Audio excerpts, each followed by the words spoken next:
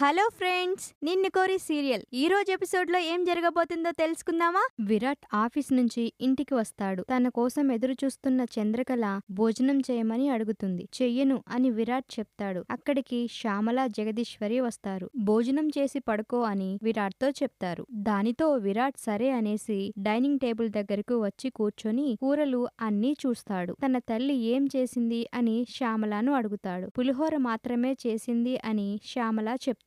దానితో తన తల్లి చేసింది మాత్రమే తినేసి తను వెళ్లిపోతాడు. చంద్రకళ చాలా ఫీల్ అయిపోతూ ఉంటుంది. అప్పుడు శ్యామలకి వీళ్ళిద్దరి మధ్య సఖ్యత లేదు అని అర్థమవుతుంది. దానితో ఉదయాన్నే అందరినీ పిలిచి చంద్రకళని, విరాట్ని బయటకు తీసుకెళ్తాను అని అడుగుతుంది. చంద్రకళతో నేను బయటకు రాను అని విరాట్ చెప్తాడు. దానితో నేనే వెళ్లిపోతానని శ్యామల చెప్పేసరికి శృతి, కామాక్షి వాళ్ళు చాలా ఆనందంగా తన లగేజ్ బ్యాగ్ మొత్తం ప్యాక్ చేసి పెడతారు. సరే అని శ్యామల బయటికి వెళ్లే టైంలో విరాట్ నీతో పాటు వస్తానులే అత్త అని చెప్తాడు.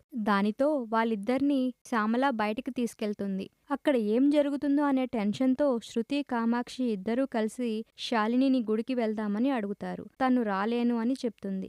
సరే మనమిద్దరం వెళ్ళి ఎలాగైనా గుళ్ళో శ్యామల ఏం ప్లాన్ చేసిందో దానికి మనం అడ్డుకట్ట వేయాలని ఇద్దరు గుడికి బయలుదేరుతారు.